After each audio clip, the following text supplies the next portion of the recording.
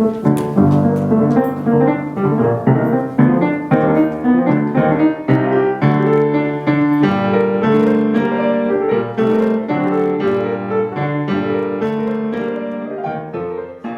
whole structure that we have benefited from was created by the founders of Becketwood, by the pioneers who moved into Becketwood, by the early people who took the risk to come here. And they were initiators, they were creative thinkers, they were big thinkers, and they were risk takers. And so they created this structure in order to build community, and we have benefited from that. In 2010, the board appointed an ad hoc committee for strategic imperatives. The charge was to that committee was to codify the values and the vision that had been built up over the first 20 years and to set a direction for the next 5 years. That document presented 5 major general areas that were called strategic imperatives, and I'll do it quickly, kind of shorthand it and tell you what they are. The first one was sound financial management. The second one was to preserve and enhance the property. The third was to be committed to green environmental ethic, is the way it's stated in the document. So we were going to go green. The fourth one had to do with maintaining the lifestyle and culture of Becketwood as a vibrant place to be. And the last one had to do with encouraging members to participate in our neighborhood and in our larger community. So in each of these areas, each of those strategic areas, the members have been the catalysts and the drivers for the way we have gone about over the last 5 years carrying out those imperatives. And just briefly, a few examples. Finance Committee, Investment Committee, and Buildings and Grounds Committee all work together in order to make sure that we are secure financially, which we are, and that we have adequate reserves to take care of the needs of the building as the building ages. Members, both through the Environment Committee and also individually, have really spearheaded our efforts to be green. And some ways that has happened is the decision to avoid using chemicals on our property, on our grounds and our gardens. Also, our very successful recycling and composting program, which requires many, many volunteers in order to make it work, and people step up and they do that work. And then finally, in the Go Green area, anytime a member decides that they are going to bring an electric car to Becketwood, we will be ready, because we actually have charging stations in the basement, in the garage, for that purpose. Our lifestyle and culture remains and increasingly vibrant and alive, with examples such as where we are right now. This used to be the West Dining Room. It is now the Wellington Gallery. And we have a new art show every single month in the Wellington Gallery. We participate in our neighborhood and community as we visit the neighborhood block parties during National Night Out, and we invite the neighbors to come in for our summer outside concerts. My favorite example of members taking initiatives is related to what happened when the big blowdown happened, which was in July of 2013, and it took down 18, I think, of our biggest trees, and lots of broken branches and so on. We were between managers then. So Woody, who had a front row seat to the devastation out in the front there, and she knew that the driveway was blocked by downed trees, she called me because I was the president of the board. So I came down, not knowing how bad it was, because I faced north and it wasn't too bad in the north. And as I was coming down, so were other members coming down to find out what was going on. And Paul Zashke said, "I know a tree trimmer. Do you want me to call him?" And I said, "Yes, please, call the tree trimmer." And then I went outside, and I remember walking with Ruth Halverson and her son down the asphalt path down to 44th Street, and to see if there was a way, because nobody could get in or out because the driveway was totally blocked. How are we going to get people in and out of here? What happens if an ambulance needs to come? So we walked down that path and we cleared it. You know, the three of us wrestling these limbs and pushing the brush aside and all of that. And then got it done, and then came back into the grounds, and members were already cleaning up, were already clearing paths, and some were starting to direct traffic. So the traffic was going down our path through the gates and down to 44th. Well, the next morning the tree trimmers came. They took the limbs away, cut up the trees so that we could get in and out, cleared the driveway. And over the next few days, the members unorchestrated. There was never a sign that went up said, "Sign here to clean up the yard." But people did, and spontaneously they went out, and I swear, every leaf and twig and branch that had come down was picked up, sawed up, and hauled away. And it was just a matter of days before everything looked neat again. And that to me is a classic example of how members at Becketwood rise to the occasion when there is a need and work together, take the initiative, and get stuff done.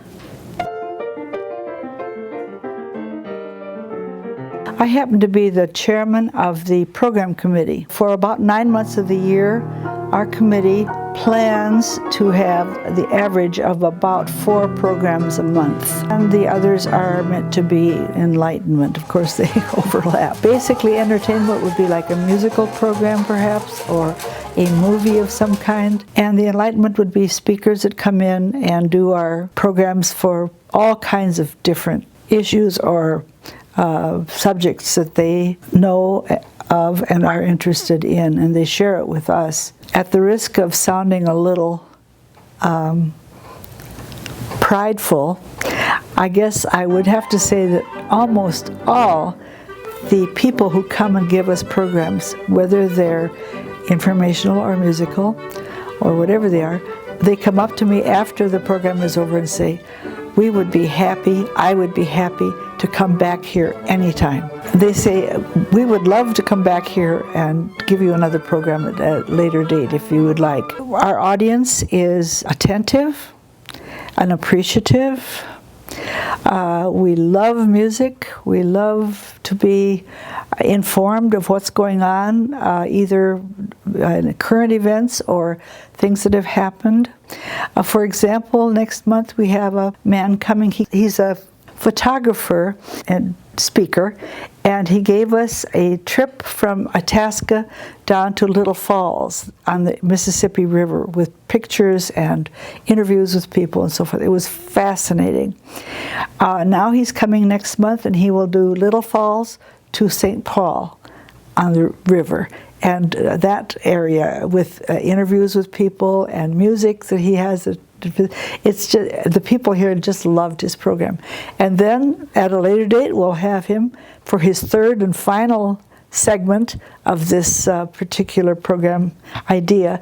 He will take us from St. Paul down to New Orleans on the Mississippi River. It's just, and that kind of thing is so much fun because most of us are not going to have the chance to do that trip, but this way we can sort of vicariously do it through his camera and his experience. So speaking of music, I would like to share with you the fact that I just looked it up. 6.5 years ago, we bought a beautiful Kawai 5-foot 10-inch grand piano to have as the instrument that our musicians can use if they need a piano. And we needed a new piano. The piano that we had was really not satisfactory for the caliber of musicians that we have coming here. And so I asked the manager, is there any way we could get a new piano? And he said, well, let's find a music committee here, or let's get one together, and you people go out and see if you can find a piano that you like, and then we'll see. Well, there was quite a few musicians on my committee, and so we went out and we found a piano that we just loved. We all played it. We all could play the piano. We played it. We loved it. We came back and we said, we have found one, and the price of it was $29,000. But the man at the music company said they would like it off the floor because it's been there a year, and so they would like to put in a new piano. So we could have $10,000 off if we wanted to buy it within the next few months. We came back, we ordered got a finance committee going, and in 3 weeks we had not only collected the $19,000 we needed for this piano, but we also had about $5,000 more than we needed. And this was all done with anonymous contributions. So the only person that knew what kind of contributions people were giving was our accounts manager, who gathered the money for us here at Becketwood. And to me, that is indicative of how important good music is for the people here. It is very important. And what's fun is now most of the people that lived here that contributed feel like it's their piano. And when a musician comes and needs to play the piano for us as part of the program, I don't know how many times this musician will say to me at the end of the program, I want to take this piano home with me. It is so wonderful. So I'm only telling you this because it indicates that the priorities that people have here are well placed and are important and are productive. And of course, this is just the program committee, but there's many stories similar in the environment, our rain gardens and our composting, and I mean, there's many, many things. I'm just talking about my committee, of course.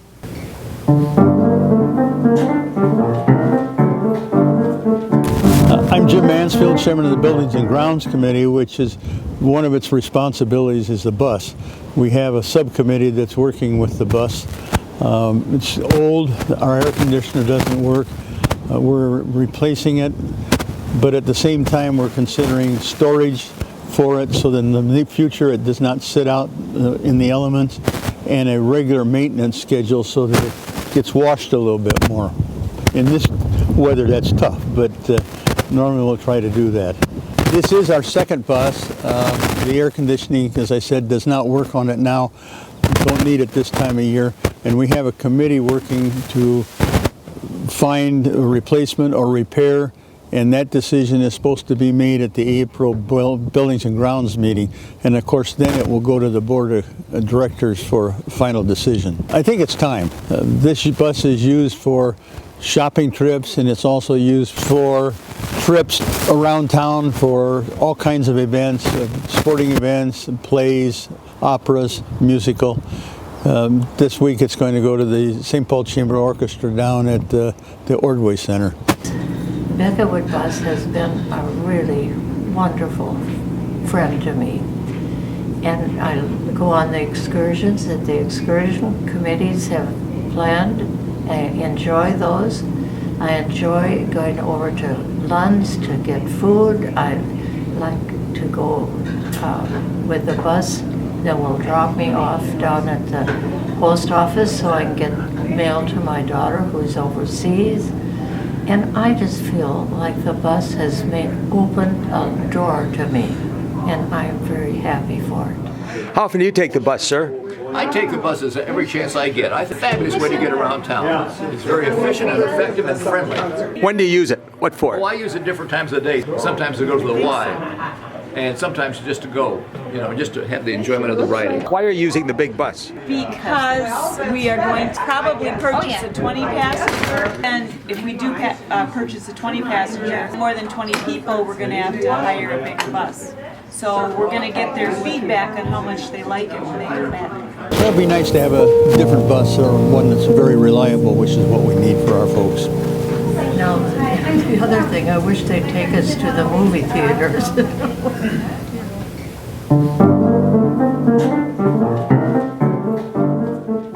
The Rain Garden project had two main goals. One was to improve the quality of the water running off the Becketwood property to the Mississippi River, and the other one was to eliminate Becketwood's stormwater problems on the north side of the building. The components of the project were we constructed a new rain garden on the north side of the building. We installed a drain tile for taking the water from the roof drains.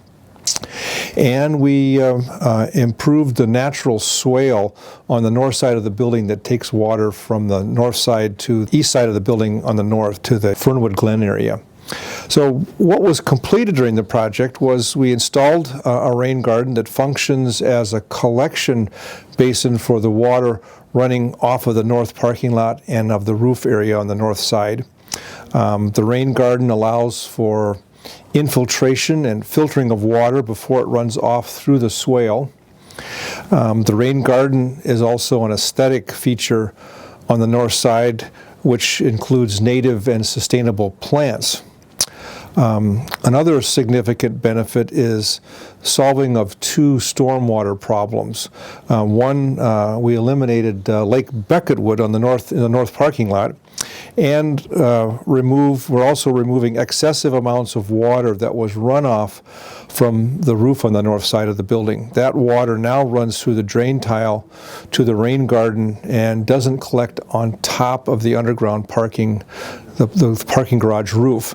So overall, we solved some significant stormwater problems and also improved the quality of the water that's running off of Becketwood property. So overall, the project had two successes with one project.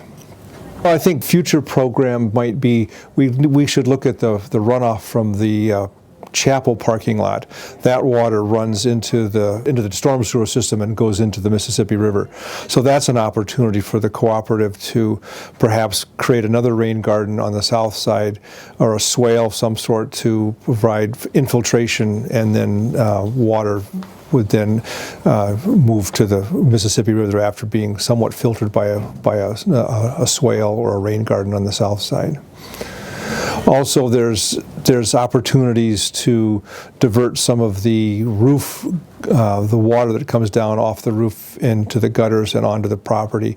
And also on the south side, there's a storm sewer on the south side by the chapel that takes water and goes down into the drain and into the Mississippi River. So that's another opportunity there as well.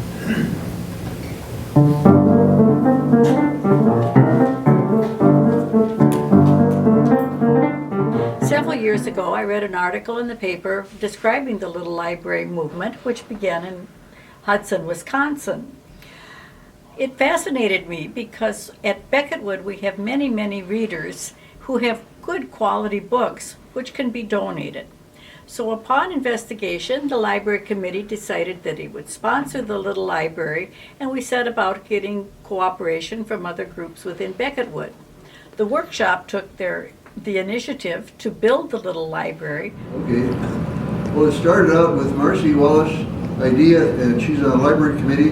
The committee approved her proposal, and so we brought it down to the shop, already having our chair, turned it over to me. I enlisted John Minglecock to assist, and I did the shell work, and he put on the roof and the door. And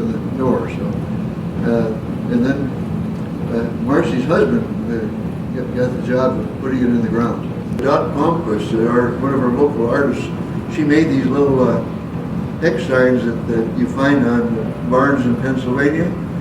Well, as you know, we live in a cooperative, and I can't think of anything more cooperative than to have 7 or 8 people involved in one little project, and it was fun. Thus, the Little Library has become a big drawing point for neighbors to come and just browse and pick out books, as well as young people.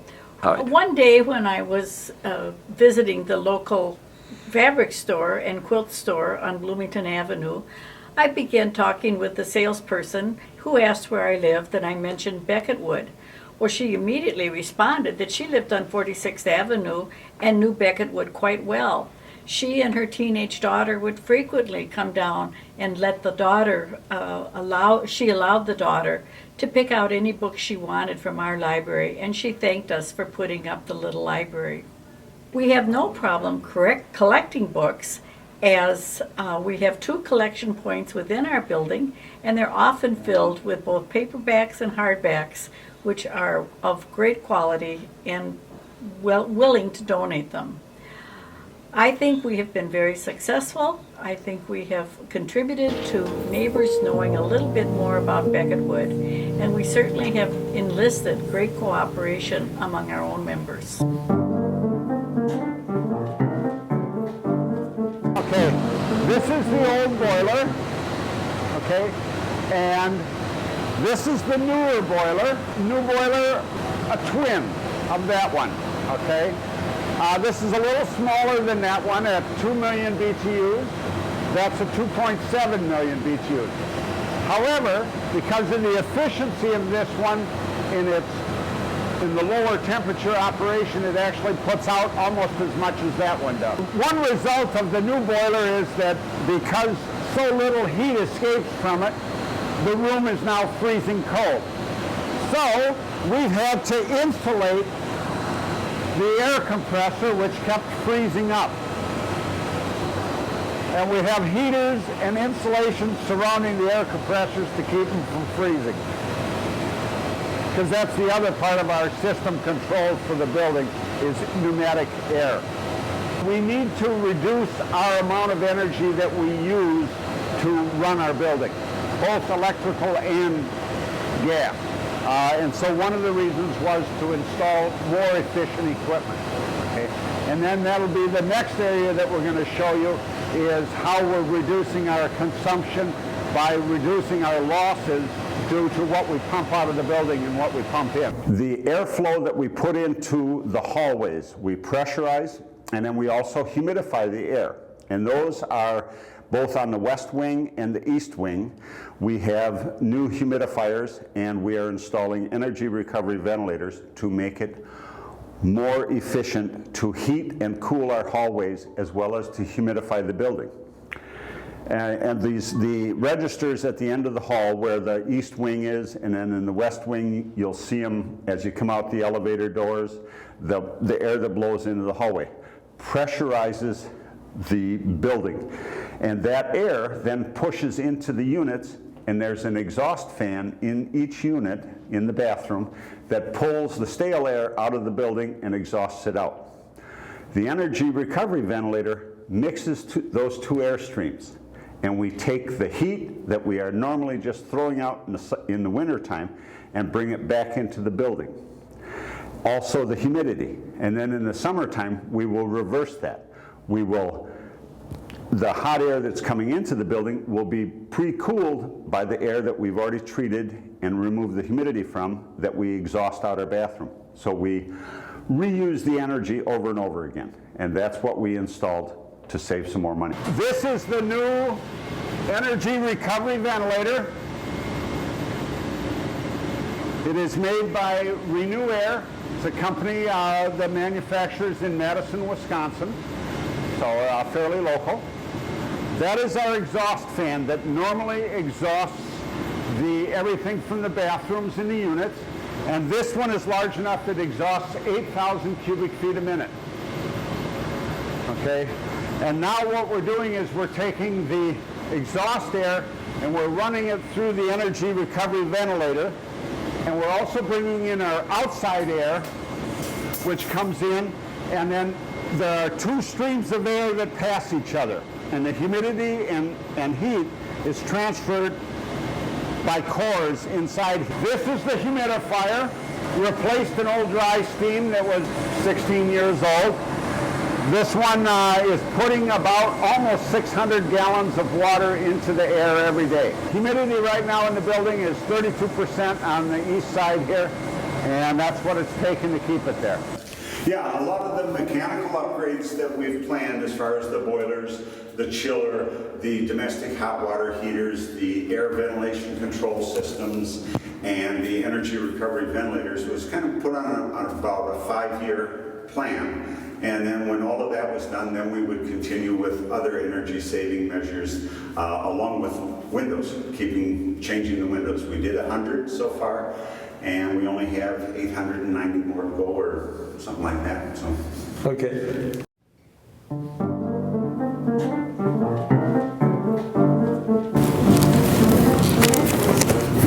Hi Judith, what's up? Well, I'm just going through these great photo albums, trying to find some pictures we can use for the 30th anniversary celebration of our dining room. What did you find? I've actually found a little piece of Becketwood history here about the last 30 years of the evolution of the kitchen and the dining room at Becketwood. Well, we found, all the way starting back to right here was the very first holiday dinner in '86. That is the first. And December 11th. So, and then we kind of evolve on to the 90s, into the mid-90s, the evolution of how things looked and they played out, to the entree choices, the adding of the alternative meals, to more even precise meals, and then we go into where we have started changing over to all the short order, the more gourmet. I mean, all the way down to, grilled Wagyu steaks and, lobster tail and shrimp, from scratch. What I noticed is the fact that choices weren't a big deal, I think, back in the day, because the only choice they had at the beginning was whether to come down to the dining room or not. Correct. There was just like a entree and whatever the sides were, and if you compare that with where we are now, we have gone, cool. Tenfold over on the changeover, and that's, people are more health conscious about their diets, and they want healthier stuff, locally resourced, fresh. Yep, I would agree with you. Correct. And remember the taste testing we did last November? We previewed foods that we were going to introduce to the menu, and they had an opportunity to taste them and give us their point of view, and that worked out kind of neat. Correct, that is correct. I try to locally source whatever I possibly can during the times of the year, being that we're in Minnesota and the winter's a little bit harsher. But, people should be health conscious about what's on their plate. There's so many preservatives and fillers in every single product now. We all need to know what we consume, because it affects our diets and how our bodies function as well. Well, I like the fact that there's still meat, fish, and chicken, all things dear to my heart, but there's also the sides, and those side dishes are going to help make us healthy. I like the fact that on Thursday the portions are a little bit smaller, again leading us into the fact that as we age, we don't need as big heaping helpings as we might have needed when we were younger. Definitely. So that part's good. Yep, and then as long, with our new Thursday 2-course gourmet short order, that menu features just about anything you see downtown, for... The other options that we're giving, which is really cool, this is really a result of information and suggestions and ideas that we've had from the membership, because in the old days when they had 6 meals that were at night and maybe the Sunday lunch, now it's all over the board and people can have fun and have a casual dining experience on Saturday morning. In fact, it's so casual, so much fun, I wouldn't be surprised to see somebody in their jammies sneak down here, but we offer that. We've got a couple of days where they can have a lunch and they can offer that to their friends on the outside. That's good. And then just the walk-in. So there's all sorts of possibilities, and we listen to what these ideas are, and it helps us grow. And somebody told me that we actually used to have in the West Dining Room, that was a smoking area. How long did that last? Well, from opening all the way till about 1999, 1998-ish. And then they went a little bit before the Clean Indoor Act went into effect in the Hennepin County in 2000. So yeah, the West Dining Room, which has actually evolved into our Wellington Art Gallery. That's really, I love our versatility down here. It's an art gallery, it's a dining space, it's a meeting room. I mean, all these things are used so frequently. I'm glad we've got the space to offer it. Jason, I wasn't here for the 25th anniversary celebration, but I heard that it got a little wild. Oh yeah, it did a little bit. Well, hopefully we're not doing that again. No. Oh, yeah. We got it. Did you get it? Yep.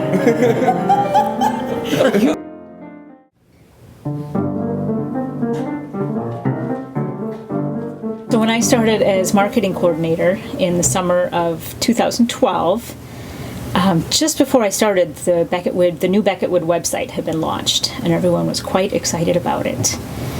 It turned out to be, I think, quite a good website with a nice mix of professionalism, and it still had a real casual, personal feel. So the personalities of not only the members, but of Becketwood as a whole, I think really shone through, and that has served us really well. And then recently, just in September of 2015, we launched Becketwood.com 2.0. So a few upgrades, a little bit of a fresh look, nothing too different, and then we added some features that members had been wanting. So there's a members-only area with some content specific to the members. There's also a waiting list area with content for them. And as we launched that and kind of helped people get going on that new website and signing into this area, we noticed a few things. We learned that it's not just about the technology, but it's really now moving into this area of supporting the members in using the technology. We're really starting to take a look at kind of education piece, resources, whatever it might take to support the members in using whatever technology they want to, whether it be our website or Facebook or email or you name it. And so we're really looking at how do we use staff, how do we use fellow members. Some are quite tech savvy and willing to help. And then where appropriate, outside resources to help with that support piece. So that's really the next area that we're looking at in terms of technology. It was only a few months after I had moved to Becketwood that I went to visit in Portland, and I couldn't find the words quite to totally describe the experience, so we went online to look at the Becketwood webpage, and it was such fun to tell my friends, show my friends even, the people that I was meeting and the beautiful gardens that I was a part of and the community that was all around me. I have a Mac, and for email, I sometimes listen to Pavarotti do a whole concert. Mainly email, and I read the Becketwood Times and log in, and I do work requests for Becketwood. So I use my computer quite a bit, bottom line. I'm very grateful for computer technology because I feel connected to my family and to the news of the world and to the community at Becketwood. I read lots of e-books. I do a lot of shopping. I buy my groceries, my drugs. I'm a big Amazon Prime customer. I track my investments with spreadsheets and all of that kind of stuff as well. I read a fair amount of the financial press because that's what I did for a living before I came here. I log in all of my projects, my yarns, my fibers, etc. on Ravelry, so I know I have an inventory of all of my fiber-related stuff and projects, and I have a blog which I have started up after a 2-year period off. I write humor pieces. I do have a computer, and I use it constantly. I use it for finances, and I use it for Becketwood. I schedule my tours and send out notices to the tour guides. I use it for checking the Becketwood website. I use it for photo album website, keep the new member photo album up to date, and I send out my Christmas cards and holiday cards. I get frustrated because sometimes it doesn't work the way it should, and I lose things. So it's a frustration. It's a love-hate relationship. I don't get frustrated. Are you serious? I don't. You really don't? You're able to use the computer and not get too frustrated with it? Yeah, because I don't do anything that makes me frustrated. And if something doesn't go on, I just call my son-in-law and he says, push this button, okay, and everything's fine. It's very simple. I love it. I really like it. And once in a while I go in and look at Becketwood. You know, oh yeah, because they do have interesting things on there. The blog is good. Yeah. I enjoy that. Well, I have an Apple computer, which I've had for a long, long time. I also have a iPad, And I use it for email and a lot of financial things. I keep stuff for Becketwood on. I keep my own finances on there. So I use it for email and, you know, all the pictures and stuff you get. So I couldn't live without it, let's put it that way.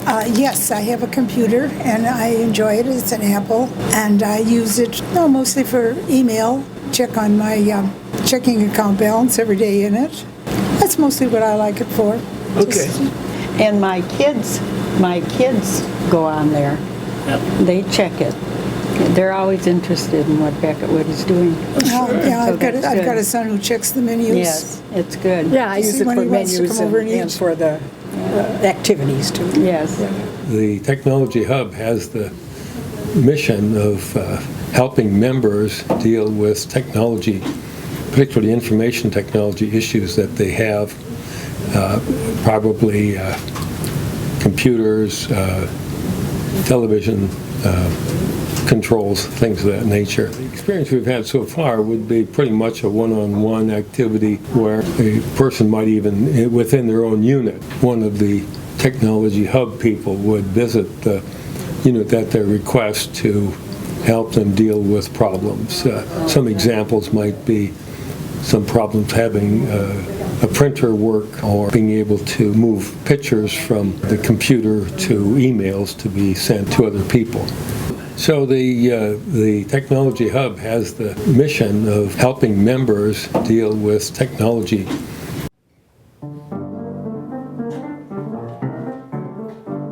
The program was initiated by a Becketwood member and the principal of the Dowling School. And from Becketwood's point of view, the impetus was to bring young life into Becketwood for the enjoyment of the Becketwood tutors. And from Dowling's point of view, it was to get reading help for their 5th graders. That's how it began. Okay. What do you think of this program? I think it's very educational because it helps you read a lot and it kind of teaches you more stuff than you would learn in class, I think. Oh, how does it do that? Well, the tutors here help you. They help you individually, and sometimes you don't have to wait like raising your hand and stuff. They just are there, you know, and they support you. And that's really useful for you? Okay. It's helped you in school? A lot. Fun. So you think of it just work, or is it kind of fun, or? I think it's kind of both. So it isn't just a pain to come over here. What do you think of this program? I like it because it gives me something like to look forward to, and it's really fun. And I didn't like reading before, but now I like reading, and I think that this program has helped me read. Wow, that's a serious recommendation there. You didn't like reading before, and you're starting to like it? Yeah. Oh, wow. Do you think of this coming over here as just all work, or is it kind of fun? Or It's fun, and sometimes it can like boost my day, kind of. Great. How did it help you?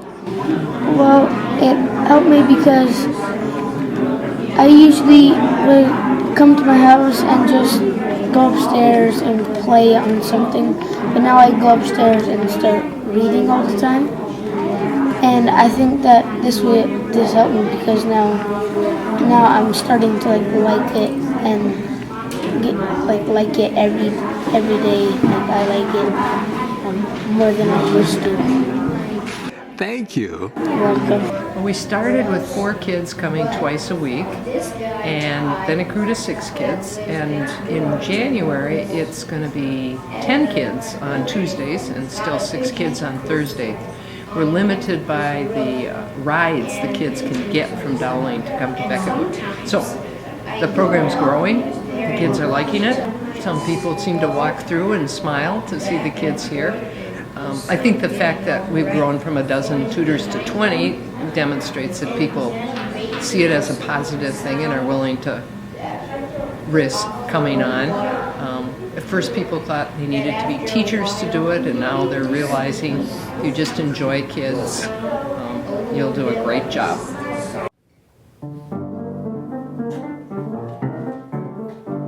Last June, the new board had a retreat, and in the retreat we talked about challenges ahead and opportunities in the future without increase in costs. And the last September, we set up a new strategic imperative committee that looked to the future. The main goal is to make Becketwood a better place to live in. We continue to be fiscally conservative, wants versus needs, and I think we will continue that for a while. We want to have extensive and open communication with members, so we have the town hall meetings, and we do have a timeline and a plan to tackle all the infrastructure renovation problem. In going green, we have joined the Excel Solar Rewards Plan, and we have contracted with Sun Edison to obtain solar energy for electricity needs for the next 25 years. If we stay with Excel, the regular electricity, it will keep on increasing. Every year it has increased. But signing this contract means we will pay the same amount for the next 25 years. And if we keep conserving, we will pay a lower amount. We'll have more savings. And we continue to practice conservation, changing all the LED lighting.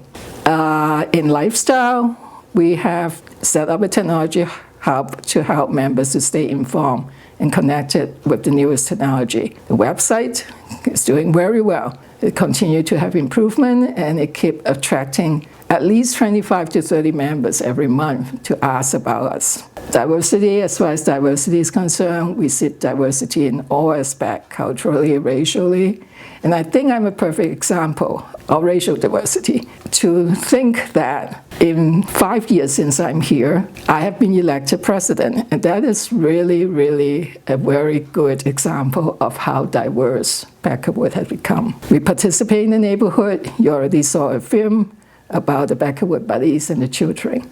So we continue to improve.